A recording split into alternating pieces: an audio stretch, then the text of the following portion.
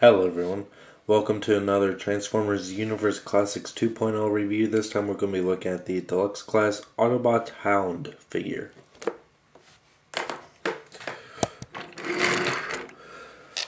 Hound's alt mode is just a kind of a generic off-road type vehicle. It doesn't really look like anything. It does have some influences from the original Generation 1 figure, of course, with the little star here on the top and the green. But I definitely would have preferred it to be in the classic Jeep form that both the original Generation 1 and alternator figures were made out of. You can store Ravage in cassette mode here on top, which is these two pins or two tabs fold out here, and they go through the cassette holes there and fit through there. And his laser gun, which will be like project a hologram, can attach to the back of the wheels here through these slots here. Now, I'm not sure if it was just mine, but I had a lot of difficulty pushing this in through the seats. The way I actually finally got through is pushing these white seats down and then just putting as much force on the seat as I can. But it actually stressed it a little bit, if you can see it, without the shadow there. The little white spot. It's a little stress mark from putting too much force on here, but it shouldn't be that tight. But you can go on either side once you actually finally get it on there. One little cool feature that I found out was actually due to transformation is these hinges on them. Hinges on the wheels on the bottom actually allow for the wheels to be able to steer left and right. But even when they're not being steered, the wheels are pretty wobbly. And that's not the hinge moving at all. It's just how it's balancing on it at all.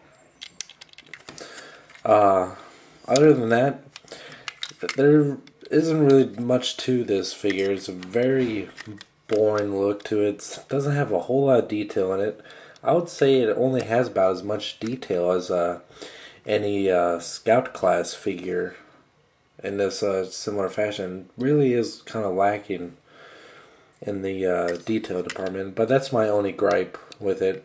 And plus it doesn't really look like a Jeep, which I definitely would have preferred to.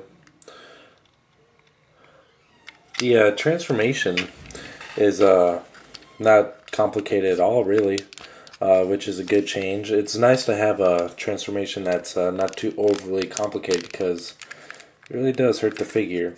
First, you're going to want to fold these white seats down. And there you go. Pull it all out. Then take these black seats here and fold those down. Separate them out. And then fold this down. These panels down. So you have something like that. And basically the legs are done there.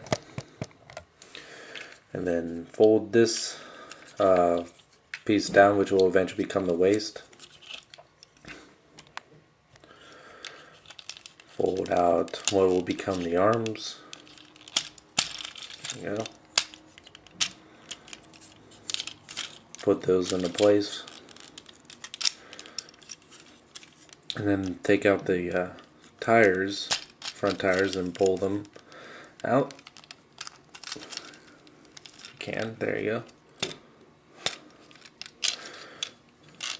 And then take the entire front section here and rotate it down and around to, and then the head will kind of pop up on its own. Oops, don't want to go that far. Just put the waist section to about there. Then towards the chest section here, we could just kind of rest on top of it, and then just fold the wheels up. It just kind of puts them out in the way, but kind of looks weird how they're positioned there in the back. Then you can fold out the hands. There. Then if you want, you can fold out the feet or swivel the feet out to the side to give them a little bit more of a angled stance, which I think looks better. Plus it makes him look like his it doesn't look like just the back of his vehicle mode. It just gives him a little bit more of a humanoid look to him. And then you can either take the cannon or put it in his hand, or you can put it behind his shoulder here, which is, I had a little bit of difficulty doing because unless there's a little trick to it that I'm not sure, because really on the back of the box it really doesn't show much how to do it, but gotta take this little tab here.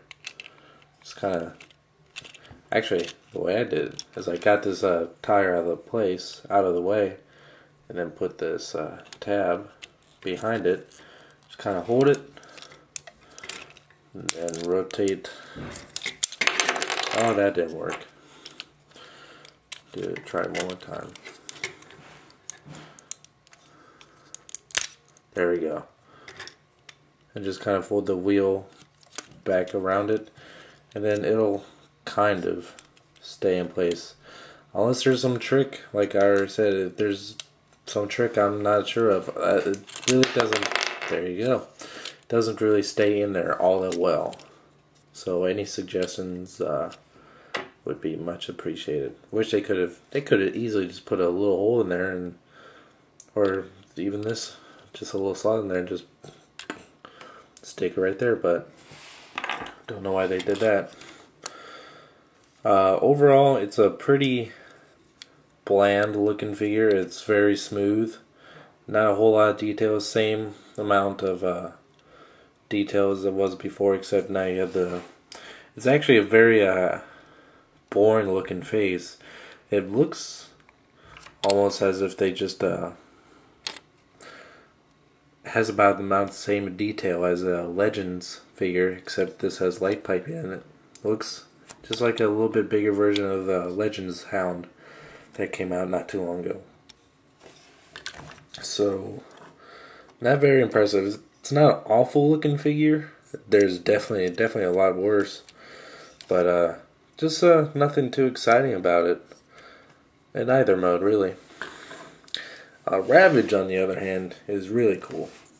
He in cassette mode, he looks a lot like the original Ravage, but he comes packaged in as a Panther mode. I guess that's the kind of cat he is.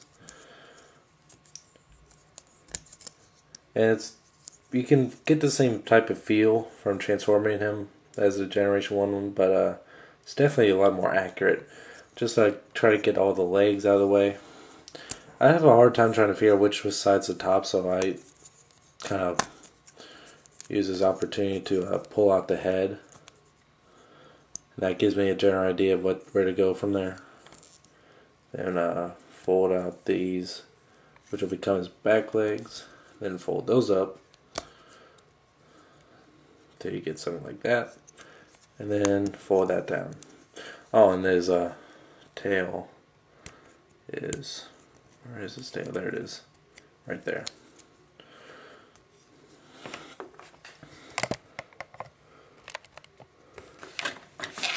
Why Hound comes with Ravage, I don't know, but it is still really neat little add-on.